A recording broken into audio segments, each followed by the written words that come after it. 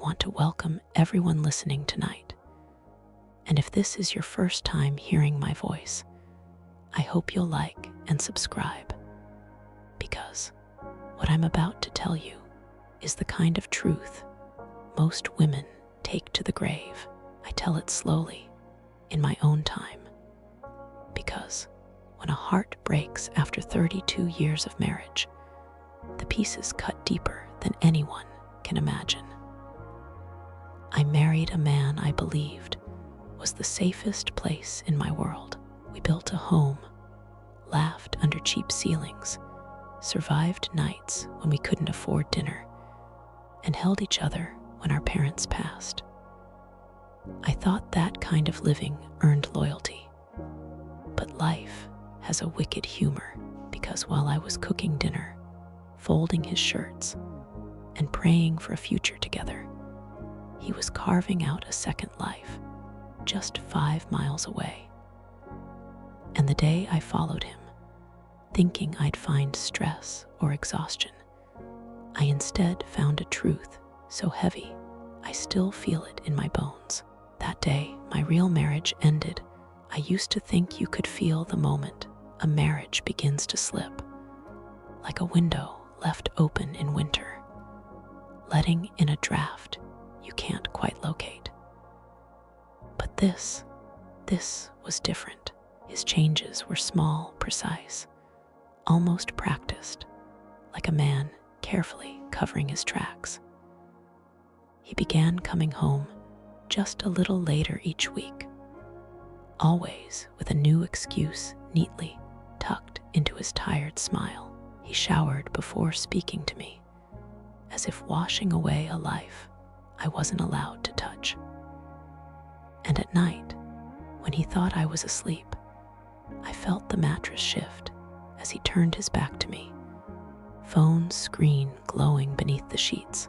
A wife learns to read silence. I swear it speaks louder than words. I lay there pretending to breathe evenly, staring into the darkness, my mind replaying every shift in routine. I told myself it was stress, aging work, but deep down, a quiet dread whispered that I wasn't imagining anything at all. Something was wrong, very wrong. The proof didn't come in a flash. It came in a laundry basket on an ordinary Tuesday, the kind of day where betrayal hides in plain sight. I was sorting clothes, the same routine I'd done thousands of times, when I lifted a shirt I had never seen before. Not his usual brand, not his usual size, and certainly not worn enough to belong to a man who reused everything until it frayed. I brought it close, and the scent told the story he never intended me to hear. It wasn't my detergent. It wasn't his office, or aftershave, or the stale smell of late-night meetings.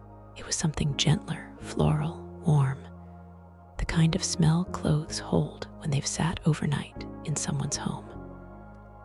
I stood there, shirt in hand, pulse thudding in my ears, and instead of crying or yelling or accusing, I folded it neatly and placed it back. Because when a man doesn't know you're suspicious, he stays careless. And in that carelessness, the truth spills on its own. The next morning, he slipped out of the house before dawn. So quietly it felt intentional. For 32 years, he never left without a goodbye, a kiss, or at least a soft murmur that he'd be home for dinner. But that day, the house stayed silent. The coffee pot he always started was untouched. The mug he favored sat empty beside the stove, and his absence felt louder than any slammed door. I stood in the kitchen barefoot, feeling the cold tile under my feet, and realizing I was done waiting for explanations that never came. I grabbed my purse, keys, and a coat, and eased into my car, hands trembling as I backed out of the driveway.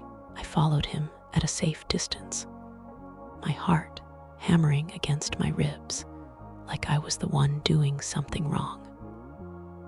Streetlights slid across the windshield as I tailed him through neighborhoods we'd never driven together.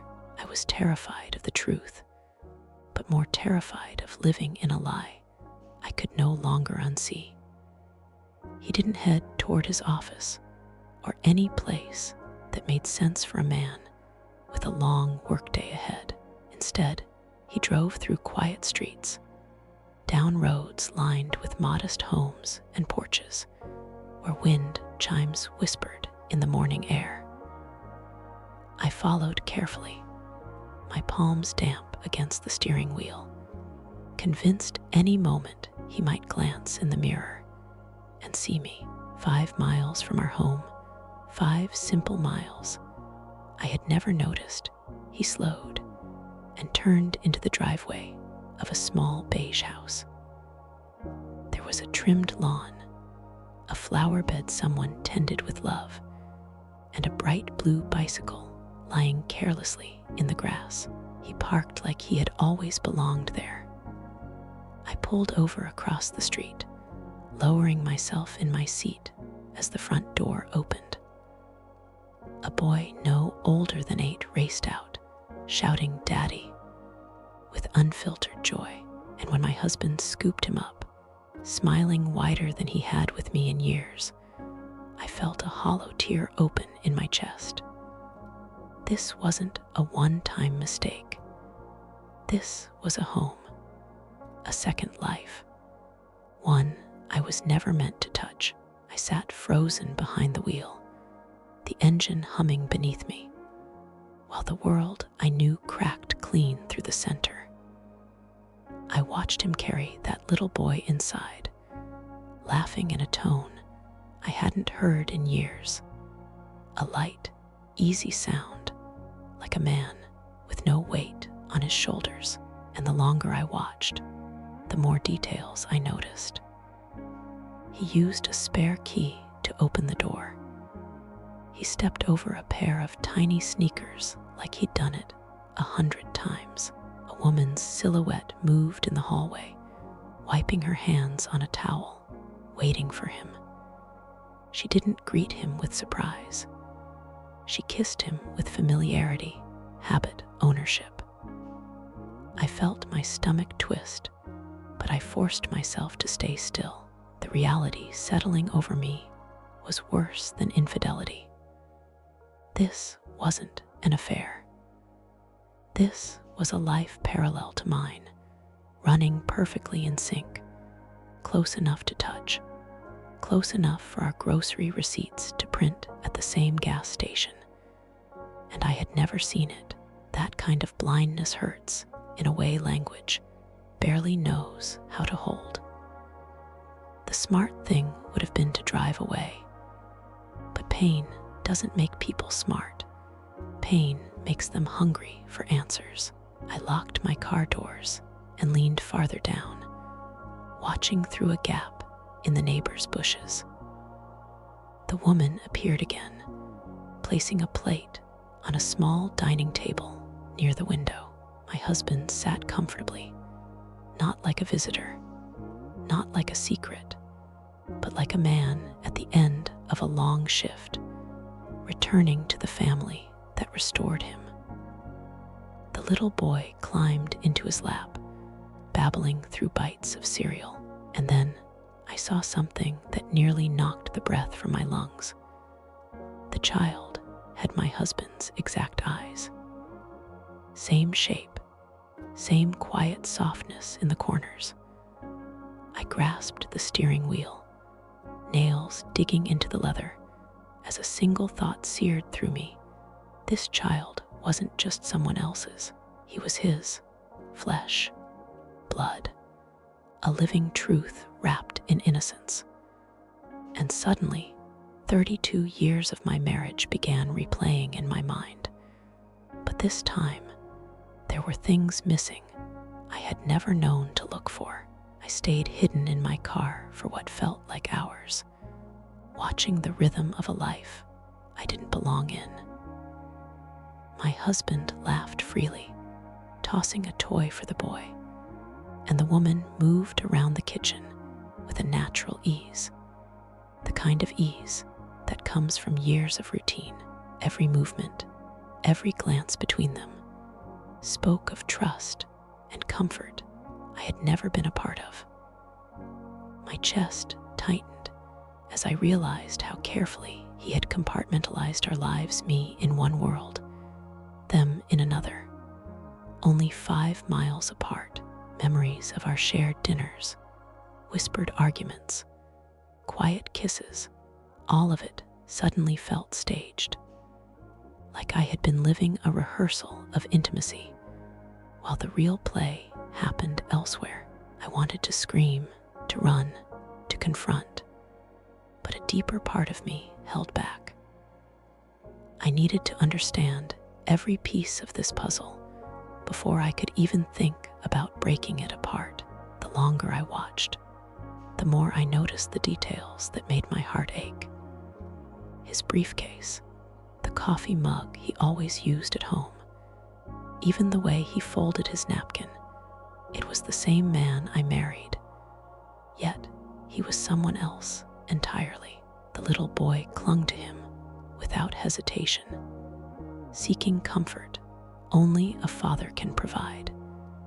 And I realized that he had been practicing this life in secret for years.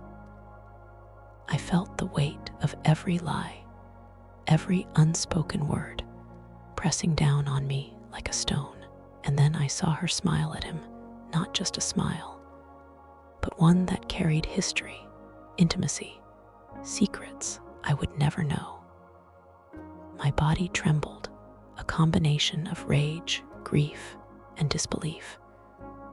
I had suspected infidelity, of course, but this was a household, a heartbeat, a normalcy I had been denied. And I understood, with gut-deep clarity, that nothing in my world would ever be the same again. I remember gripping the steering wheel so tightly my knuckles went white, my chest aching with a pain I couldn't name.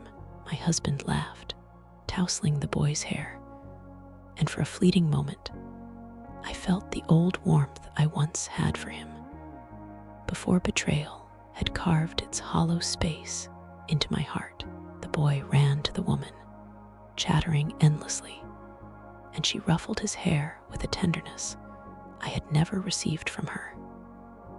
Every detail screamed permanence. The way the kitchen smelled, the pictures on the wall, the toys scattered carelessly on the floor. This wasn't a fling or a mistake. It was a life meticulously built parallel to mine. I wanted to drive away, to forget what I saw, but my mind wouldn't let me. I needed to see everything, understand everything, and somehow, silently, I vowed that I would uncover every hidden truth before he ever noticed me watching, because this was no longer just his secret, it was my unraveling. I didn't move for a long time, just sat in my car, letting the weight of what I'd seen settle into my bones. Each laugh, each gentle word between him and that boy, each glance exchanged with that woman, cut deeper than any betrayal I'd ever imagined. My mind raced, retracing every late-night meeting, every mysterious errand, every sudden change in his routine over the last few years. None of it made sense until now. I realized how carefully he had hidden this life, how flawlessly he had compartmentalized us, like a magician, keeping the audience distracted while the trick unfolded. And yet, even in my shock, a small, quiet part of me observed, like a scientist studying an experiment gone horribly wrong. I wanted to confront him immediately, to demand answers, to scream until the walls shook, but I knew deep down, patience would reveal the truth more fully than a single confrontation ever could. I spent the next few days in a fog, replaying every small detail of what I had seen: his laughter, the way he held the boy, the quiet intimacy between him and the woman. It all refused to leave my mind. I found myself watching him at home more closely, noticing subtle things I had ignored for years: receipts for restaurants we had never visited together, clothes that smelled faintly of someone else, phone calls he quickly silenced when I entered the room. Every small piece fit into a puzzle I never wanted to complete. Nights became unbearable. I would lie awake imagining scenarios I didn't want to acknowledge. My heart screamed, my mind calculated, and yet I felt paralyzed. Part of me wanted to confront him immediately, but another, sharper part of me whispered that waiting, watching, and understanding everything first was the only way to truly grasp the betrayal that had quietly, expertly woven itself into our lives. I began keeping notes in a small, hidden notebook: dates, times, small inconsistencies, tiny signs of a life I had never known existed. The more I wrote, the clearer it became that he had been living this secret life for years, 5 miles away, steps from our own home, close enough that our paths could have crossed countless times. I felt a sickening mix of anger, disbelief, and sorrow. How could someone you love so completely craft an entire parallel world, one that exists alongside yours, unnoticed? I tried to recall every moment, searching for clues I had missed, hoping to reassure myself that perhaps I was mistaken. But each memory only confirmed the truth. My husband was a man I had known intimately, and yet had never truly known at all. One evening, I drove past that beige house again, my stomach twisting in ways I hadn't known possible. I needed to see for myself, to confirm that my suspicions weren't some cruel hallucination born from paranoia. From a safe distance, I watched him interact with the boy, laughing and teaching him how to ride the bicycle properly. And the woman, calm, steady, present, moved effortlessly through the scene, as though this was her normal life. My mind raced.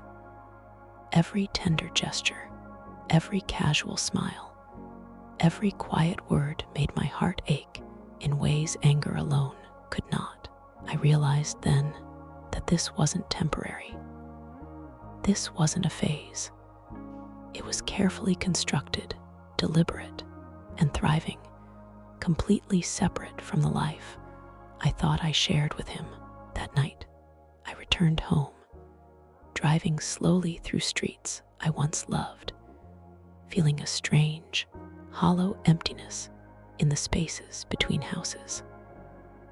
I sat in my car in our driveway for a long time, listening to the soft hum of our neighborhood, wondering how I had missed the signs for so long. 32 years of marriage, 32 years of trust, and yet here I was, realizing that the man I had loved, supported, and believed in had been living a lie just miles away. I couldn't sleep. I couldn't eat. I couldn't even cry properly, because the grief wasn't completed, was only beginning. And in the darkness, I made a quiet, unspoken vow. I would uncover everything. I would understand every secret, every lie, every hidden moment, no matter the cost to my heart.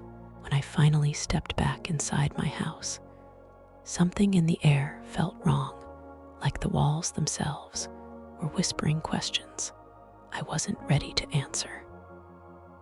I walked through each room slowly, touching the furniture he built, the pictures he hung, the memories he curated to keep me blind. Everything suddenly looked staged, rehearsed, polished to hide the cracks I never bothered to search for. When I entered our bedroom, I caught my reflection in the mirror, eyes swollen, breath shaking, mask still on my face like armor I didn't know I'd need tonight. Then I noticed something on his nightstand, a receipt from a cafe in that same neighborhood, dated just 3 days ago. My chest tightened. He had been there again recently, casually, like it was normal, like living 2 lives didn't cost him anything. I sat on the edge of the bed, my hands trembling, and whispered to myself, how long have I been living with a stranger? The silence that answered me felt louder than any truth. I picked up that receipt and held it like it might burn straight through my palm. The address, the time, even the small note scribbled on the back, next Thursday, same time, felt like confession without a voice. My heart thudded slow and heavy, each beat carrying a new realization. This wasn't a mistake, or a one-time betrayal, or a hidden chapter he regretted. This was a routine, a rhythm, a second home he visited as easily as breathing.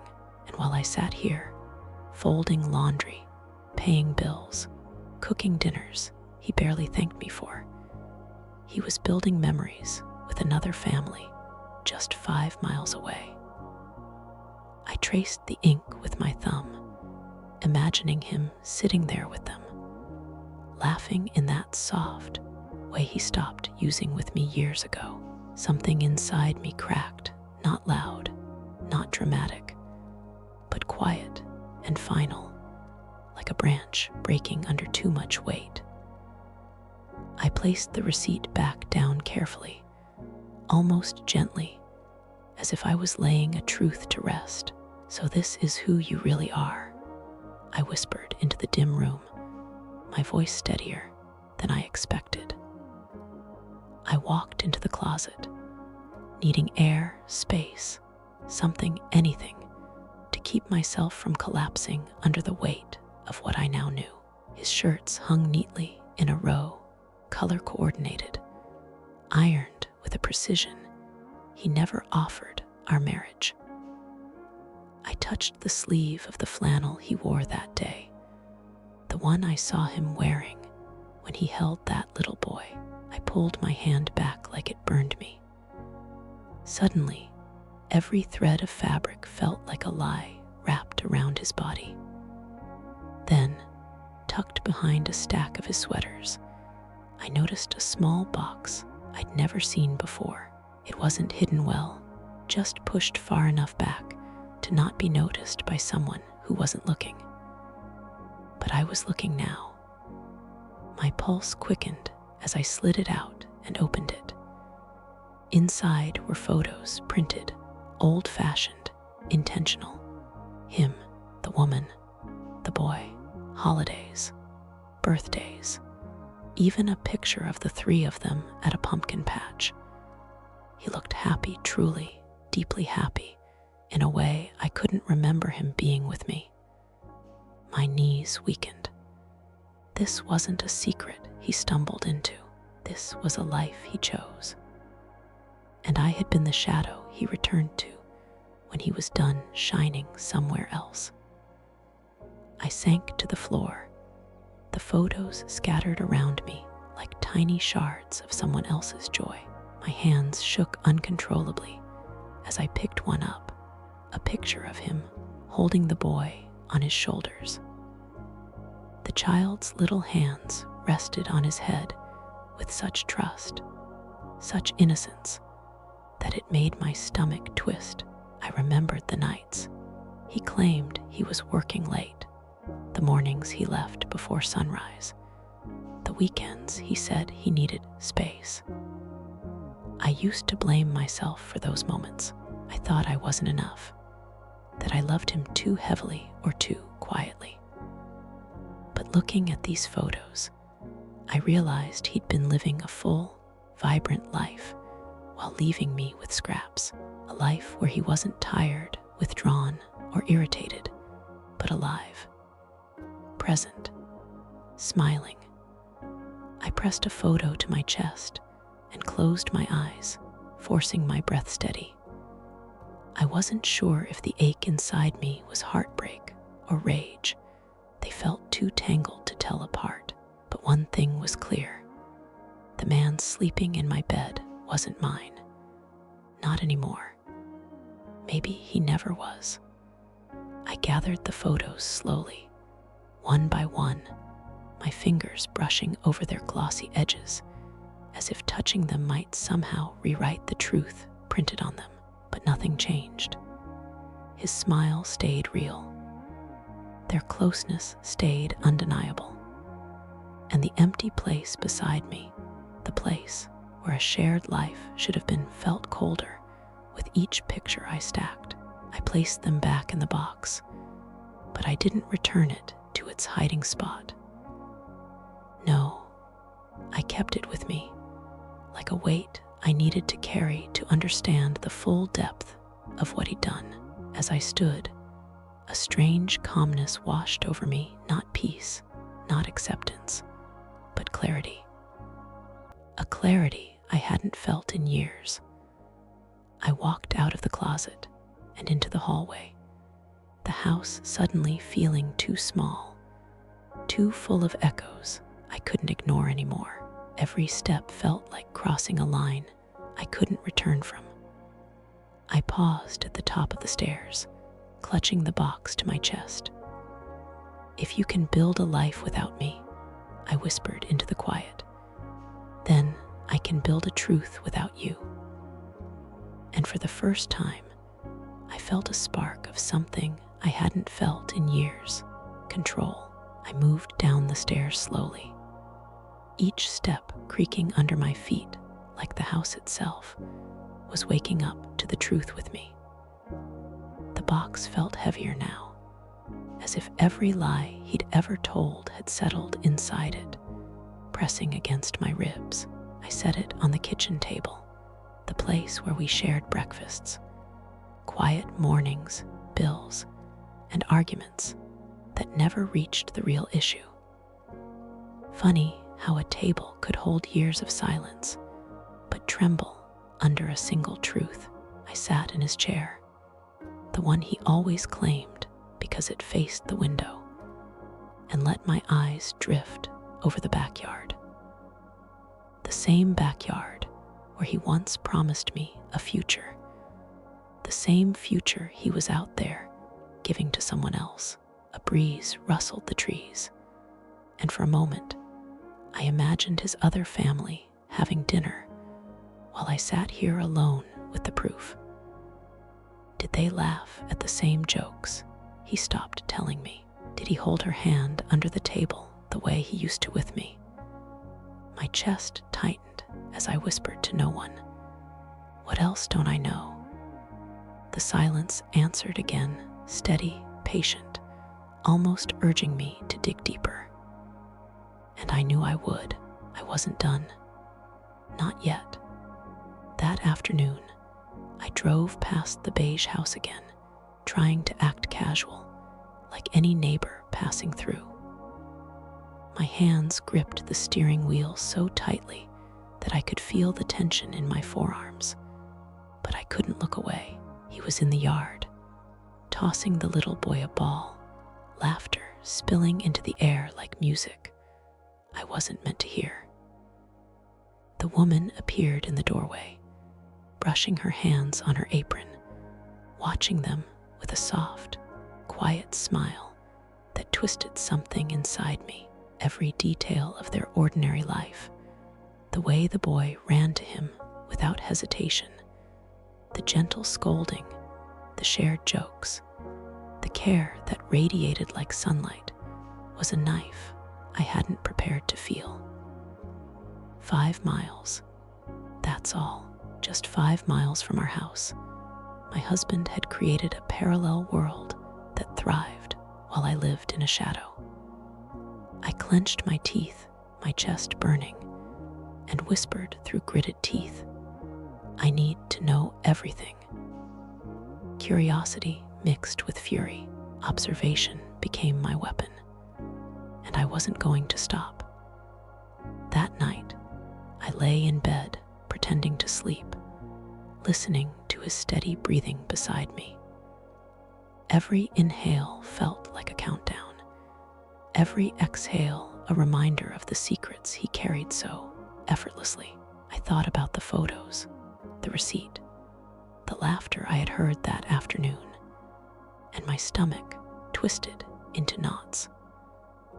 I realized I had underestimated him, underestimated his ability to maintain two lives so close together, to move seamlessly between them. And yet, as my mind replayed the image of the little boy clinging to him, smiling with pure trust, I felt a spark of something I hadn't felt in years: determination. I wasn't going to let him write this story alone. I wasn't going to be the blind wife he assumed I was. Quietly, I made a plan. Tomorrow, I would start piecing together every detail of that other life, step by step, photograph by photograph, receipt by receipt, until I knew everything, until there was no hiding. The next morning, I pretended to follow my usual routine, making breakfast, tidying the kitchen, smiling at him in ways I had perfected over decades. But inside, my mind was racing, calculating every move, every opportunity to uncover more. I knew he would be careful if he suspected, so patience was key. I needed proof beyond photographs, beyond receipts. I needed details that would expose the full scope of his deception. I checked the clock obsessively, timing his departure, noting the streets he took, imagining the distance and time it took to reach that beige house. Every small piece of information mattered. I felt the weight of every secret he had woven, and for the first time, I welcomed it, the knowledge that I had the patience and clarity to follow the trail he left behind. By nightfall, I would have a plan, and he wouldn't even know I had begun. That evening, I decided to take a calculated risk. I drove past the beige house again, this time parking a few blocks away, my heart hammering as I watched from behind the wheel. The boy played in the yard, laughing freely, while the woman moved in and out of the house with ease, carrying laundry or tending to small chores. My husband stepped out onto the porch, stretching. I noticed details I hadn't seen before: the way he ruffled the boy's hair, the way the woman's hand lingered briefly on his shoulder as they shared a laugh, the subtle gestures that made their life look seamless and normal. 5 miles, a short drive, yet it felt like a world I had no right to enter. I gripped the steering wheel, feeling a cold resolve settle over me. Tomorrow, I would step closer, not to confront, not yet, but to see more, to understand fully, to collect every piece of the life he tried to hide from me. The following morning, I watched him leave our house as usual, pretending to be unaware of the path I intended to follow. He drove calmly, unaware that I was trailing him, heart pounding, every turn and stop recorded in my mind. The streets blurred, but I stayed focused, careful to maintain distance, careful not to alert him. When he finally turned into the driveway of the beige house, I parked a few houses down, crouched low in my car, observing every movement. The little boy ran to greet him, arms wide, laughter spilling into the quiet morning. The woman came out, smiling softly, brushing a strand of hair behind her ear. I realized again that this was no accident, no fleeting affair. It was orchestrated, habitual, and thriving. My chest tightened as I gripped the steering wheel. The truth was undeniable, the betrayal fully realized. And yet, beneath the hurt and rage, a strange clarity settled. I now knew exactly where he invested his heart. I stayed hidden in my car, barely breathing, watching the three of them interact with an ease that cut deeper than any argument we'd ever had. The woman handed him a mug, coffee, maybe tea, and he took it with a familiarity that told me this wasn't the first time she'd done it. He leaned in close, whispered something that made her smile, a soft, private smile I hadn't seen on my own face in years. The boy tugged at his sleeve, showing him something drawn in chalk on the driveway, and my husband knelt beside him, gentle, patient, present. I felt the sting behind my eyes, but I blinked it back. I needed to see, not crumble. I needed to understand exactly what I was dealing with. Then, as if the universe wanted to test the last of my strength, the boy said something I couldn't hear, but my husband's response was clear. He pointed toward the house, their house. "Come on," he mouthed. "Let's go in." And together, they disappeared behind the beige door he had opened for them, but never for me. I sat in my car long after they went inside, letting the silence press against me like a weight I couldn't lift.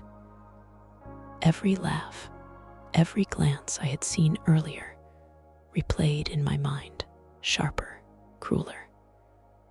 How had I missed it all? The phone calls, he said, were work. The weekends, he claimed, were golf trips. The subtle disappearances that I once excused as stress. Now, each memory felt like a lie I had swallowed whole, nurtured, and trusted. My hands trembled as I gripped the steering wheel, and a cold resolve began to form in me. This wasn't just betrayal, it was a masterclass in deception. And I was done being blind. I pulled my notebook from the passenger seat and began jotting notes. Dates, times, small details I'd noticed, patterns forming like a map of his secret life. Tomorrow, I would get closer. I would learn their names. I would see the full picture. I wouldn't leave until I understood every corner of the life he had built without me. The next morning, I woke before sunrise, my mind already buzzing with the plan I'd pieced together the night before. He slept beside me, oblivious, breathing steady and calm, like a man with nothing to hide. I watched him for a moment, not with love, not with longing, but with a strange detachment. It was as though I was studying a stranger who had borrowed my husband's face. When he finally got up and left for work, I waited exactly 10 minutes before slipping out the door myself. I parked on a side street near the beige house, far enough to avoid suspicion, close enough to observe everything. Soon, the front door opened, and the woman stepped out with the boy. She locked the door, adjusting his jacket with a tenderness that twisted my insides. Then she called him by name, Eli. Hearing it out loud jolted me. Eli, a name he had never whispered in our home, a name that carried a whole life I had been shut out of. I wrote it down slowly, carefully, like evidence in a trial that hadn't begun yet.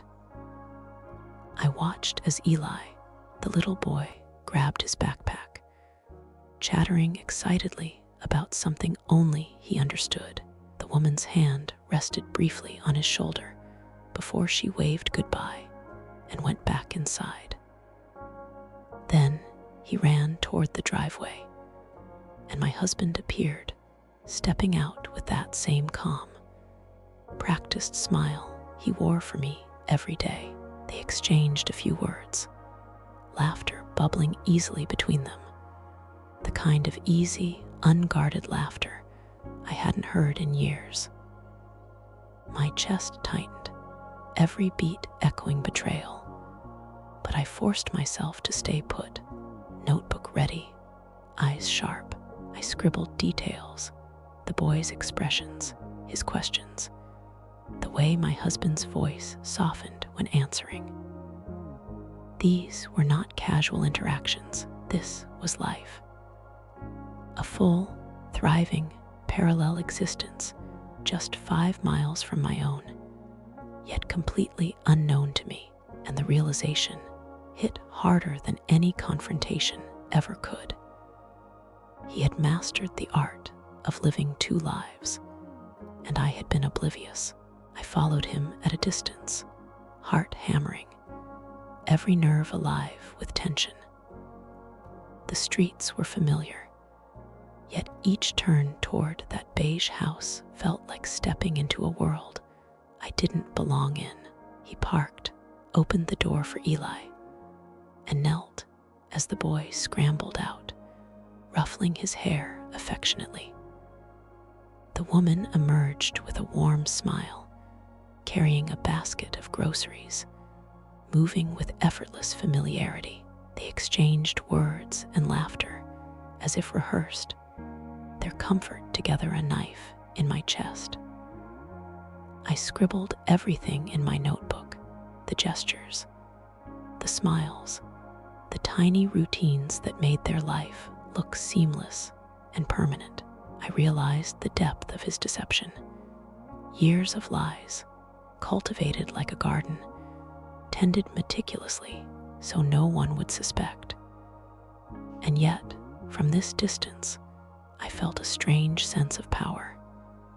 I knew everything now.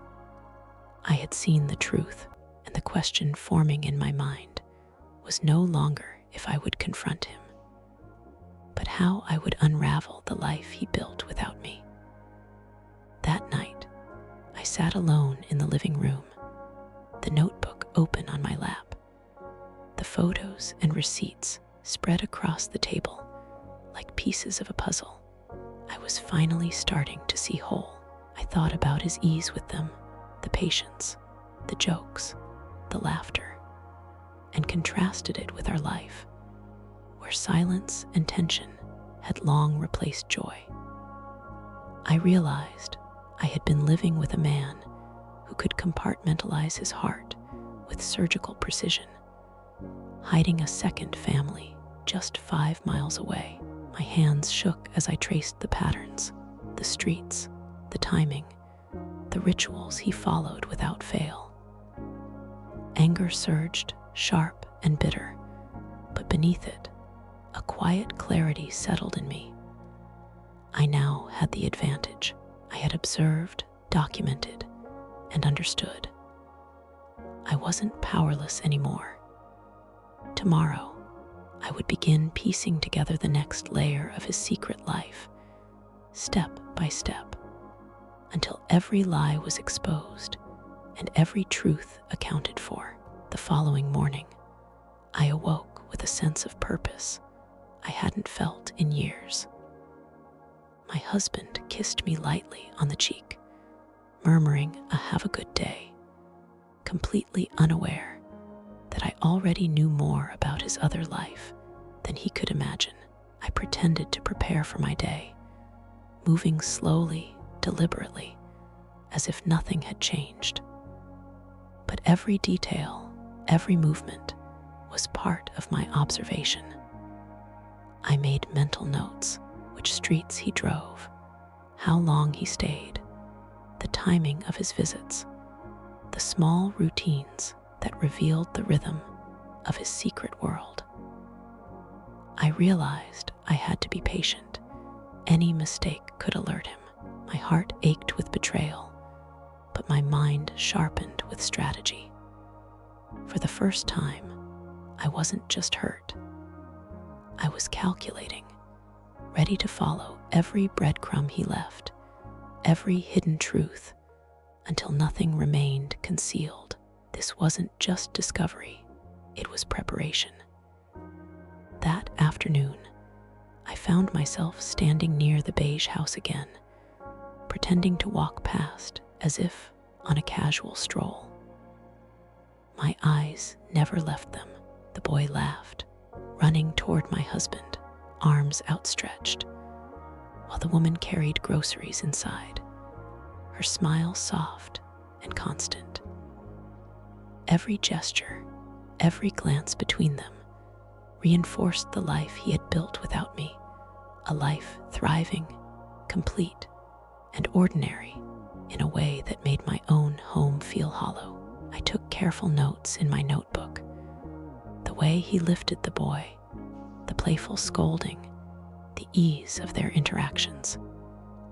It was methodical, meticulous, a rhythm perfected over years. My chest burned with a mix of fury and sorrow, but beneath it, I felt something else, control. I had observed, I had recorded, and now I knew. I wasn't merely witnessing betrayal. I was documenting it, and knowledge, I reminded myself, was power. That evening, I returned home, carrying the weight of everything I had witnessed. The house felt different, too quiet, too hollow, as if it knew the truth I now held. My husband sat in his chair, scrolling through his phone, unaware that I had spent hours watching him live a life parallel to ours. I poured myself tea, hands steady, masking the storm inside. Every sip reminded me of the time I had wasted believing in a version of him that didn't exist. I opened my notebook and added new notes. The boy's expressions, the woman's gestures, the subtle signs of routine that made their life look seamless. A strange calm settled over me. I was no longer just hurt or betrayed. I was planning, calculating, ready to uncover every hidden detail. And for the first time in years, I felt a sense of purpose fueled not by love, but by clarity and resolve.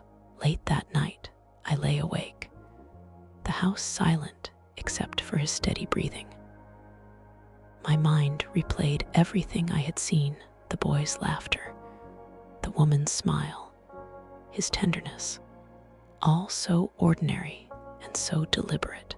I realized the scope of what I was facing. Years of deceit, carefully hidden, yet now fully visible to me. Anger surged, hot and sharp, but beneath it, a quiet calculation formed. I began imagining questions I could ask, trails I could follow, ways to confirm what I already suspected.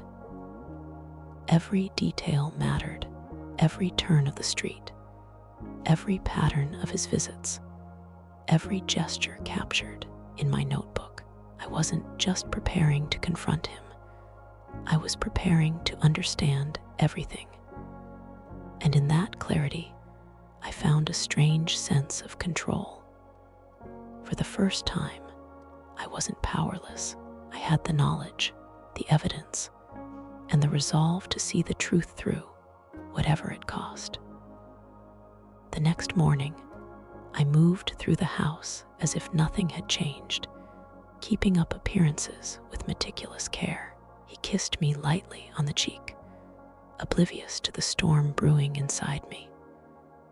I brewed coffee, set the table, and smiled politely, all the while replaying every moment I had observed at their house. Every laugh, every gesture, every casual touch became a data point in my mind. I knew I couldn't act recklessly, not yet. Patience was essential. I needed a full picture before making any move. I reviewed my notebook, aligning the days, the times, the patterns of his secret life, noticing connections I hadn't seen before. It was methodical, exhausting, but empowering. The man beside me in our home was the same man I had watched 5 miles away, living a parallel life without a care. And now I held the advantage. Knowledge was mine. Control was possible. That afternoon, I found myself standing near the beige house again, pretending to jog past while keeping my eyes fixed on them. My husband laughed with the boy, ruffling his hair, while the woman carried laundry inside, smiling warmly.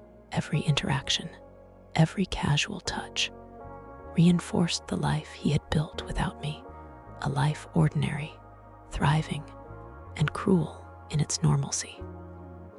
I scribbled notes in my notebook, gestures, timing, routines, evidence of a life meticulously hidden from me. My chest tightened with a mix of fury and heartbreak, but beneath it, I felt something sharper, clarity. I wasn't just witnessing betrayal, I was gathering the tools to understand it fully. Each detail, once observed, became a piece of a puzzle I intended to complete. By the time I left, I knew one thing for certain. The truth was mine, and I would follow it wherever it led. That night, I sat in our living room, the notebook open, revisiting every observation I had made. Every laugh, every tender gesture he shared with them, every subtle routine played over in my mind with painful precision. I realized he had spent years perfecting the art of living 2 lives, and I had been blind until now. But blindness was over. I traced his patterns, connected the dates, recorded every nuance. Each note made the betrayal more vivid, more undeniable. Yet beneath the anger and sorrow, I felt a quiet resolve. I wasn't just collecting evidence, I was reclaiming my awareness, my control, my power. Tomorrow, I would follow him again, deeper into the life he had built without me, until no secret remained unseen. The following morning, I timed his departure perfectly, slipping out shortly after he left, driving to a vantage point near the beige house. The boy ran toward him with arms outstretched, laughter spilling in the morning air, and the woman moved with effortless familiarity, greeting them both with a warm smile. Every small gesture, the way he lifted the boy, the soft laughter, the shared jokes, was a confirmation of the life he had cultivated without me.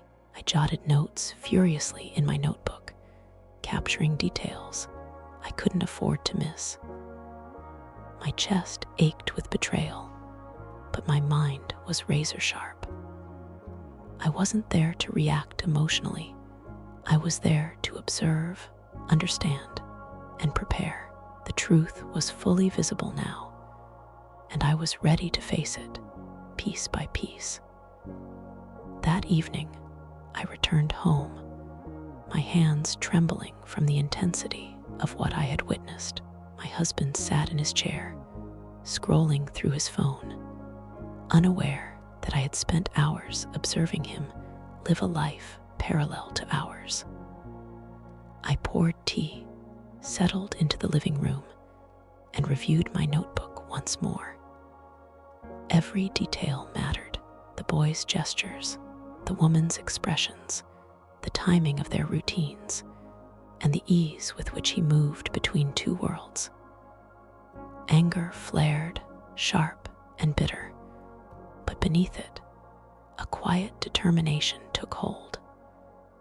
I wasn't powerless anymore. I had seen, recorded, and understood. Knowledge was my weapon, and patience my ally. Tomorrow, I would follow him again, and the story he had hidden for years would start to unravel. Late that night, I lay awake in our bedroom, staring at the ceiling, replaying every laugh, every smile, every subtle touch I had witnessed. The house was silent except for his steady breathing, a reminder of the life he thought I still believed in. My notebook lay open on the nightstand, filled with dates, observations, and connections, forming a detailed map of his secret world. Anger, hurt, and disbelief warred inside me, but beneath them, a sense of clarity emerged. I wasn't just collecting evidence, I was reclaiming my power. Each observation, each detail, strengthened my resolve.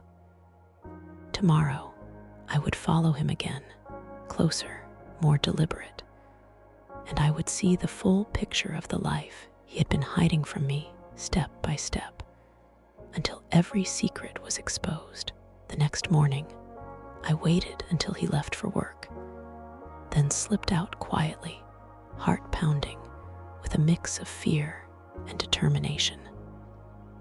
I parked a block away from the beige house, notebook in hand, eyes sharp, scanning every detail. The boy ran to greet him as always, laughter spilling into the morning air, while the woman moved with effortless grace, carrying a small basket of groceries. My husband crouched to meet the boy's height, ruffling his hair and whispering something that made the child giggle uncontrollably. The way they moved together, so natural and unguarded, was a dagger in my chest. I jotted every gesture, every glance, every fleeting expression, knowing that each one was a piece of the puzzle I needed.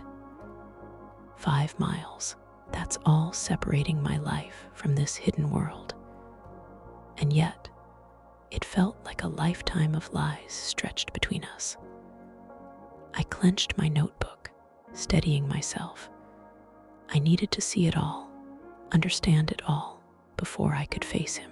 I stayed hidden in my car longer than usual that day, tracing every movement, every interaction with painstaking attention. The boy ran freely, laughing, pointing at something only he could see, while my husband knelt beside him, patient, playful, present. The woman followed, carrying a small tray, her movements casual but deliberate, full of care. I scribbled notes furiously, capturing the rhythm of their morning, the tiny gestures that revealed intimacy and familiarity. Each detail made my chest tighten, a mix of heartbreak and a growing determination I hadn't felt in years. This wasn't just an affair, it was a fully constructed life, a parallel existence thriving quietly, meticulously, just miles away. And as I watched, a chilling thought took hold. I had underestimated him for too long. But now, every observation, every detail was mine. I had the truth, and soon I would have answers. That evening, I returned home, trying to mask the storm inside me. My husband settled into his chair, scrolling his phone, completely unaware of the hours I had spent observing his hidden life. I poured myself tea, sitting quietly with my notebook open, reviewing every detail I had recorded: the boy's gestures, the woman's expressions, the soft laughter, the seamless routines. The reality of his double life pressed down on me, heavy and suffocating. Anger and sorrow swirled inside, but beneath them, a cold, sharp clarity emerged. I wasn't powerless anymore. I had seen, documented, and understood. I traced every pattern, calculated every movement, and realized I now held a map to his secrets. I was no longer just the wife in his shadow.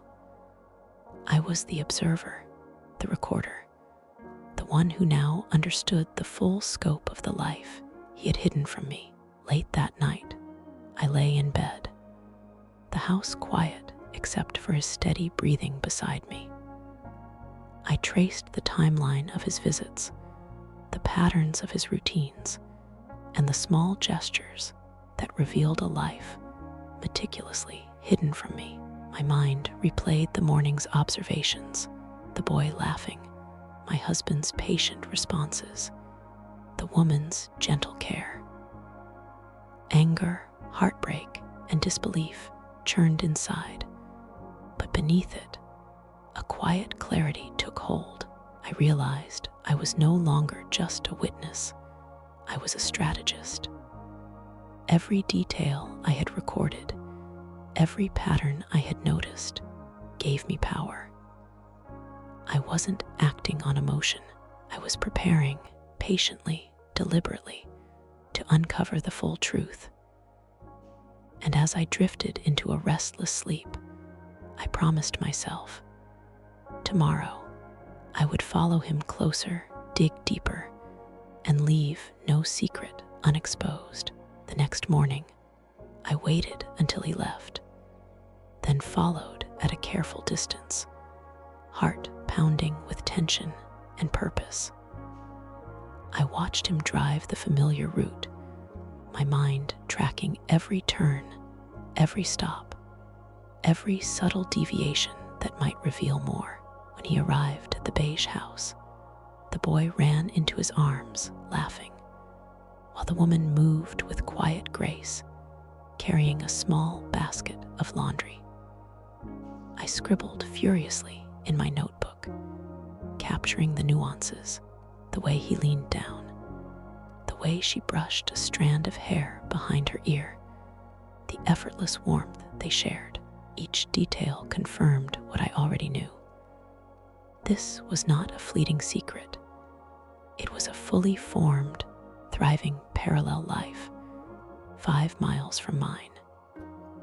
The realization settled in my chest like ice. The man I married had built a world without me, and now I had the clarity and the proof to face it. That afternoon, I returned to my vantage point, notebook ready, every sense alert.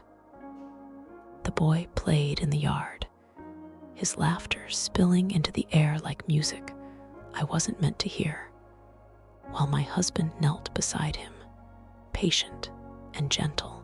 The woman moved with casual familiarity, bringing out a small tray, smiling softly at both of them. Every gesture, every glance, every shared laugh was evidence of a life he had carefully concealed from me. My chest ached, but beneath the heartbreak, a cold determination formed. I was no longer merely hurt. I was calculating, observing, documenting. Each detail brought me closer to understanding the full scope of his deception. I realized I now had power, the knowledge of his secret world, the patterns, the rhythm. And with that knowledge, I could decide how and when to confront the truth he had hidden for so long. That evening, I returned home, notebook in hand, reviewing every detail I had recorded over the past weeks. The boy's gestures, the woman's expressions, my husband's ease and tenderness, they all formed a picture so complete it was almost suffocating. I poured myself tea, trying to steady my hands and mind, but the ache in my chest refused to subside. Every day I observed him, every secret uncovered made it clearer. This wasn't a fleeting affair or a mistake.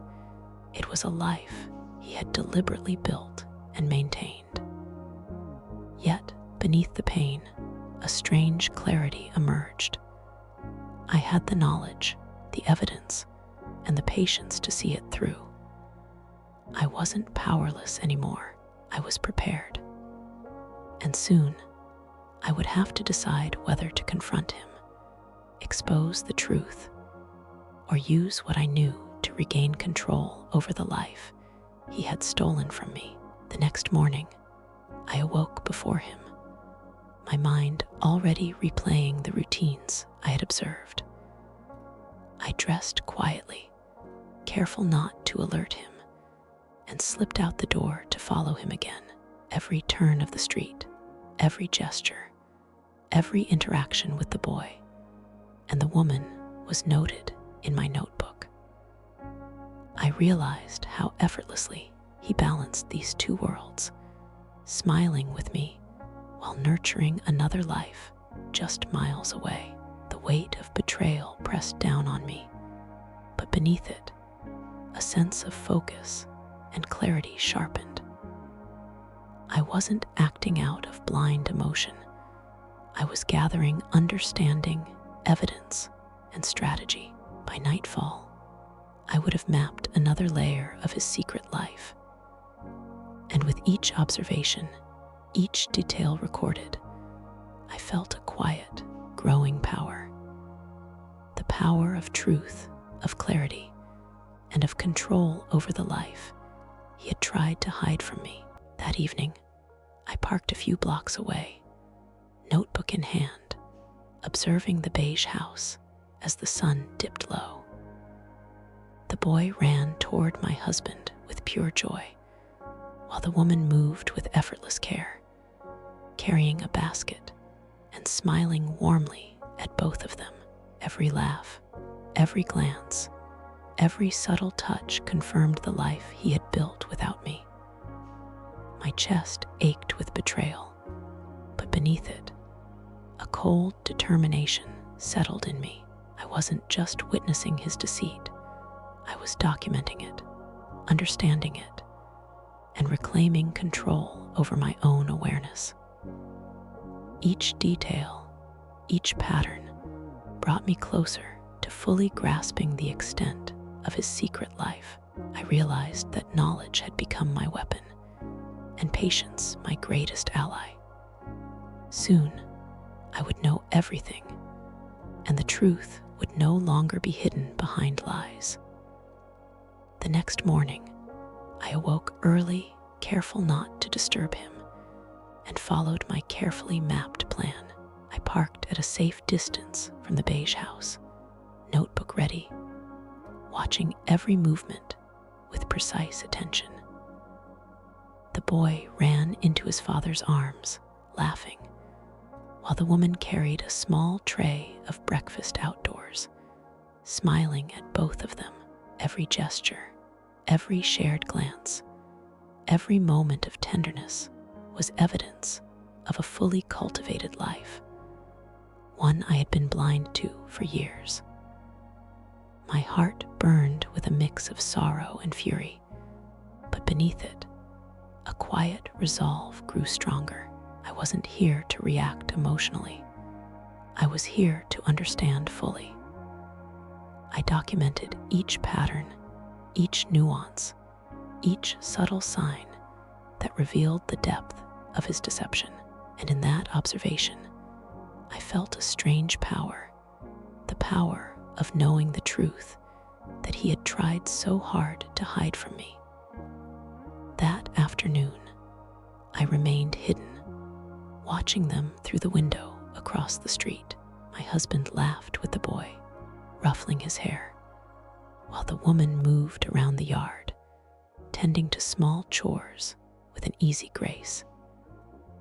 Every interaction, every casual touch, every shared smile was a confirmation of the parallel life he had carefully constructed just 5 miles from our home. My chest ached, the betrayal sharp and relentless, yet beneath it, I felt a growing determination. I scribbled every detail in my notebook, the rhythm of their routines, the little gestures that revealed intimacy and care, the seamless flow of their day. I realized I now held the advantage. Knowledge was mine, patience was my ally, and observation my weapon. Soon, every secret would be accounted for, every truth fully exposed, and the man I thought I knew would no longer be able to hide behind lies. That evening, I returned home, my notebook filled with the day's observations. My husband sat in his chair, scrolling on his phone, completely unaware that I had spent hours watching him live a life parallel to ours. I poured myself tea, hands steady despite the storm inside, and reviewed my notes. Every laugh, every touch, every routine carefully documented. Anger and sorrow churned within me, but beneath it, a sharp clarity emerged. I realized that patience, observation, and knowledge had become my power. I wasn't helpless. I wasn't blind anymore. I had traced the patterns, understood the routines, and seen the depth of his deception. Slowly, deliberately, I began to formulate how I would confront the truth he had hidden from me. Every note in my notebook was a step closer to reclaiming control over the life he had secretly divided. Late that night, I lay awake, the house silent except for his steady breathing beside me. My mind replayed every moment I had observed, the boy's laughter, the woman's gentle gestures, my husband's ease and tenderness. The depth of his deception was fully clear now, and yet, beneath the heartbreak, a quiet determination had taken hold. I traced every detail, every routine, every subtle sign in my mind, imagining how I could use this knowledge to my advantage. I wasn't acting impulsively or emotionally. I was preparing carefully and deliberately. Each observation brought me closer to understanding the full picture of the life he had built without me, and in that quiet resolve, I found a strange sense of power. The power of truth, clarity, and patience, ready to reclaim what had been hidden from me for far too long. The next morning, I waited until he left for work, then followed him at a careful distance, notebook in hand, every sense alert. He drove the familiar route, but this time I noticed more: the way he checked the rearview mirror, the small pauses at intersections, the turns he took without hesitation. When he arrived at the beige house, the boy ran into his arms, laughing, while the woman carried a small basket, smiling at both of them. I recorded every detail: gestures, expressions, timing, even the subtle ease that marked their interactions. Each observation reinforced the reality of the parallel life he had built with precision and care. My chest tightened with betrayal, but beneath it, a cold, sharp focus emerged. I wasn't just witnessing anymore. I was understanding, documenting, and preparing to confront the truth that had been hidden from me for years. That afternoon, I remained hidden, watching them as they moved through their routine with effortless familiarity. The boy laughed, running around the yard, while my husband knelt to guide him, patient and gentle. The woman moved with grace, carrying out small tasks, her smiles soft and constant. Every gesture, every glance, every laugh confirmed the life he had carefully concealed from me. I scribbled notes furiously in my notebook, capturing the rhythm, the intimacy, the seamless flow of their day. The betrayal cut deep, but beneath it, a sense of control took root. I wasn't just observing, I was learning, mapping every detail, tracing every hidden corner of his secret life. And with each observation, I realized that knowledge had become my power, patience my greatest weapon, and the full truth was slowly coming within my reach. That evening, I returned home, notebook in hand, reviewing every detail I had captured throughout the day. My husband sat nearby, scrolling on his phone, completely unaware of the full extent of what I now knew. Every laugh, every gesture, every tender moment I had observed became evidence of the life he had cultivated without me. Anger and heartbreak churned inside, but beneath it, a quiet, sharp clarity emerged. I traced patterns, aligned routines, and connected moments that revealed the depth of his deception. I realized I was no longer powerless. I held knowledge, patience, and strategy. Slowly, deliberately, I began to plan my next steps, how to confront him, how to reveal the truth, and how to reclaim the life that had been divided and hidden from me for far too long. Late that night, I lay in bed, staring at the ceiling, replaying every interaction I had witnessed over the past weeks. The boy's laughter, the woman's gentle gestures, my husband's ease and tenderness. The depth of his secret life was fully clear now, and with it, a mix of heartbreak and determination settled in my chest. I traced every detail, every routine, every pattern in my mind, knowing that soon I would have to act. I wasn't moving blindly or impulsively. I was preparing, strategically, patiently, to confront the truth he had hidden from me for years. Knowledge had become my weapon, observation my ally, and patience my shield. And in that quiet resolve, I finally understood the full scope of his betrayal and the power I now held to reclaim control over the life he thought he could divide. The next morning, I stood in front of him, notebook clutched tightly, my hands steady despite the storm of emotions inside me. I laid out everything I had seen: the boy, the woman, the routines, the laughter, the hidden life he had built just 5 miles away. His calm facade faltered for the first time, and I saw a flicker of fear in his eyes. I spoke slowly, clearly, letting each word land. The truth was no longer hidden. The lies could no longer protect him. And as I finished, a quiet weight lifted from my chest.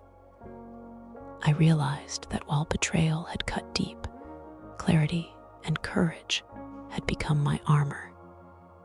To those who have lived this story with me, thank you for witnessing the truth. If you've stayed with me, please subscribe to follow more stories where hidden lives and secrets come to light. Goodbye for now, until the next truth unfolds.